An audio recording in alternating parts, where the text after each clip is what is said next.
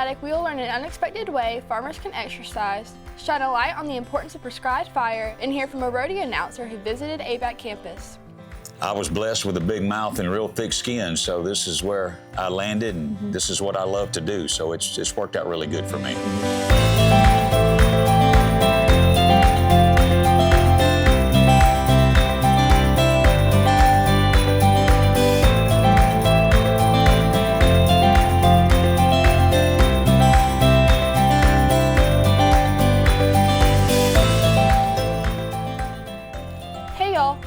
Saxon, and welcome to the Paddock.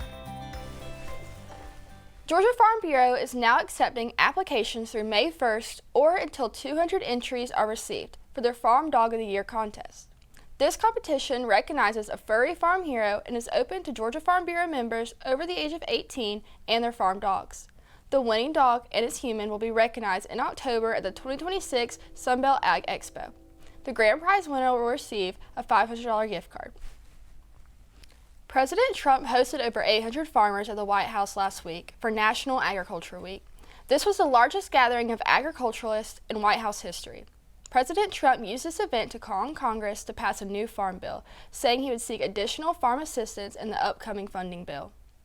When there is smoke, there is fire, but fire isn't always a cause for concern. Sometimes it is a management tool. Prescribed fire is an important land management practice used across the state of Georgia. Prescribed burning is a land management practice that's been used for generations to improve forests, protect wildlife habitat, and reduce the risk of destructive wildfires. The idea of using fire to manage land isn't new. In fact, it has been practiced for centuries, long before modern land management existed. Like hunting, we talk about as a culture, has a legacy, a tradition. Prescribed fire is the same way. Humans have been doing it since the first humans were around, at least in North America.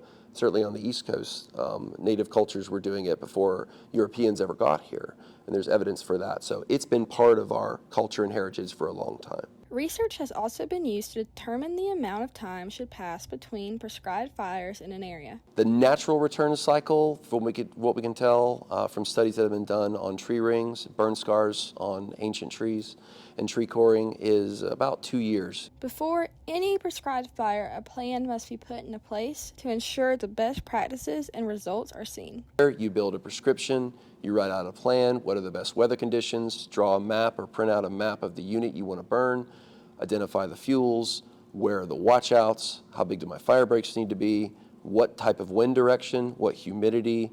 You can ask for help and advice on a lot of these things.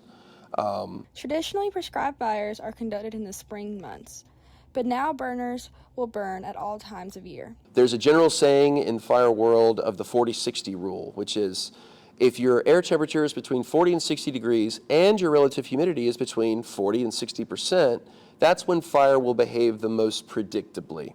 That does not mean that's the only time you could burn, because it's rare down here that we're going to achieve a springtime or summer growing season fire where it's going to be 60 degrees outside and only 60% humidity.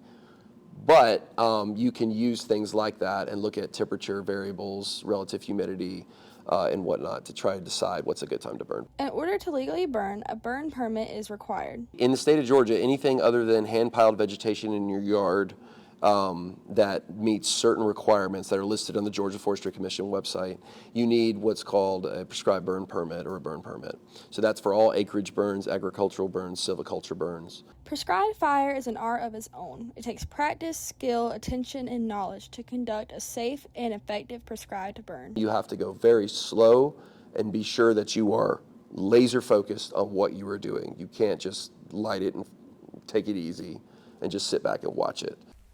As drought conditions continue to raise fire risk across Georgia, officials stress that prescribed fire remains an important tool when done safely and with proper permits through the Georgia Forestry Commission.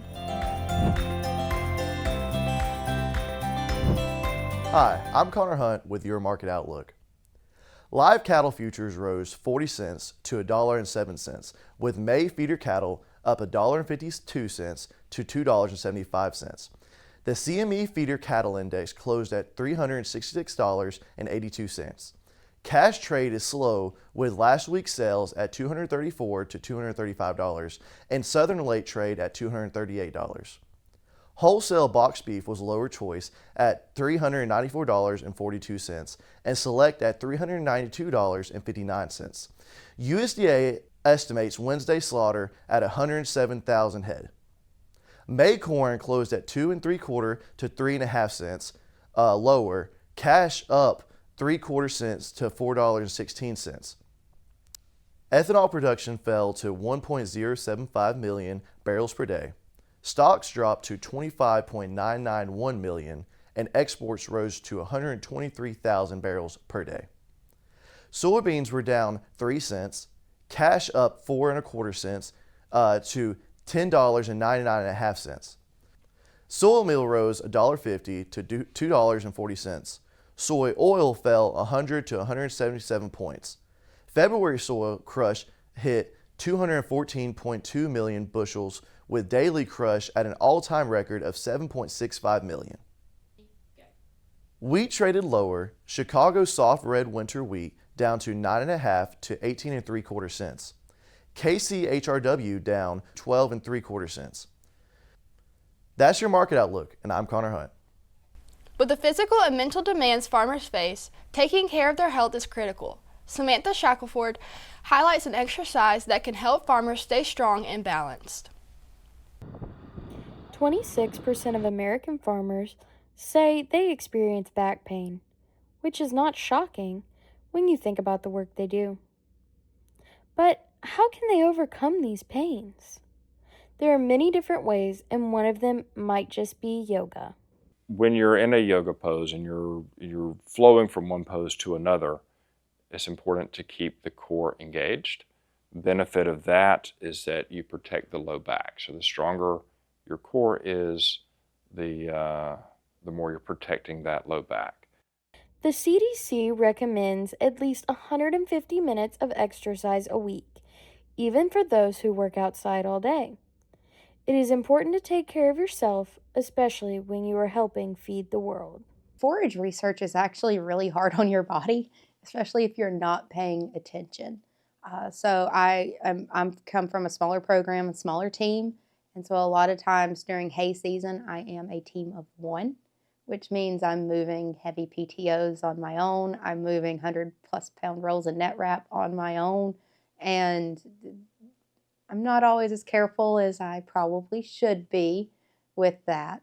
But it does certainly take its toll. Another one that isn't in the moment very physically exhausting, but that adds up over time is hand sampling forages, because you're either kneeling down, squatting down, or leaning over, which is putting pressure on a lot of parts of a 30-something-year-old's body that doesn't like that much pressure.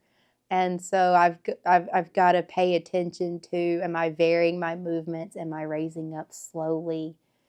Or else I feel it for a couple days after. Yoga can help improve your flexibility, strength, and even your mental well-being.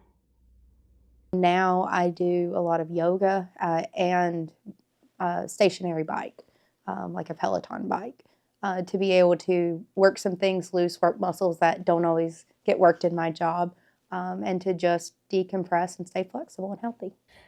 An unexpected way to exercise, but one that can be very beneficial. For more information about yoga, visit the Yoga Journal website.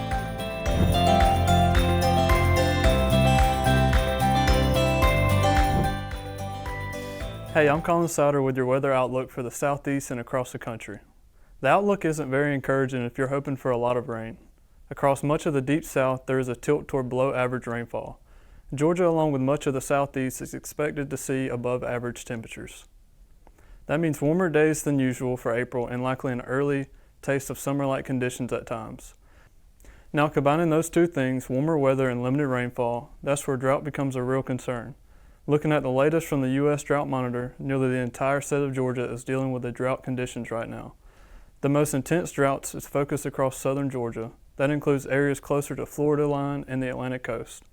With drought covering nearly the entire state, many farmers are heading into April already at a disadvantage. Out west, especially California and the Southwest, things are expected to be drier than normal. Meanwhile, in the middle of the country has better chances for above average rainfall. That's your weather outlook in the paddock. I'm Colin Souter. The atmosphere at a good rodeo is electric, but that doesn't happen by accident. Our Jillian Langley recently spoke with a professional voice that keeps the crowd cheering to learn what it's like behind the microphone. Join me now with Jerry Bird, a professional rodeo announcer. What would you say the hardest challenge is for you as a professional rodeo announcer?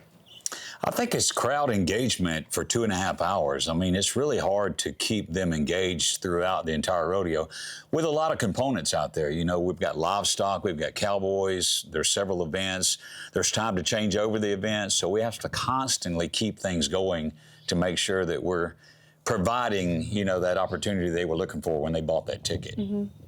What would you say, how does it keep you interested for this long in the industry?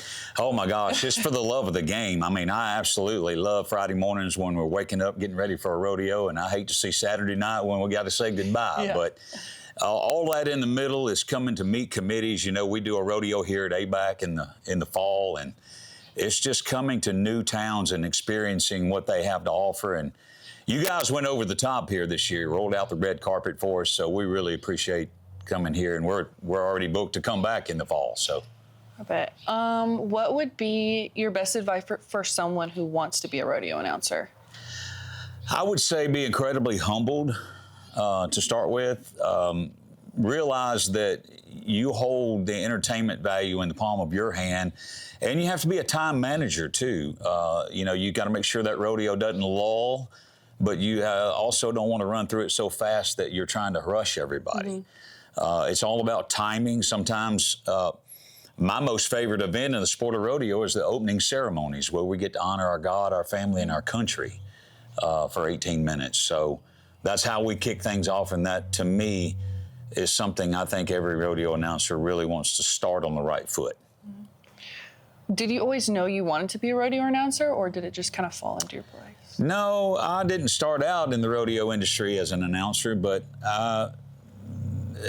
Father Time put me there, because I got to where I couldn't do some other things that I wanted to do in rodeo, and I was blessed with a big mouth and real thick skin, so this is where I landed, and this is what I love to do, so it's worked out really good for me. How do you prepare for like your rodeos for announcing?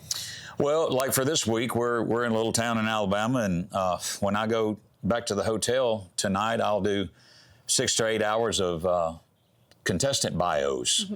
They're constantly changing in the standings, so we're making sure that we're giving all of the fans there all of the accolades of the rodeo athletes that come to town, because world champions will come into the town, yet world champions here back in the fall. So we always want to make sure we give them their accolades, because they've earned those. So I would say prep time is probably 20 hours a week.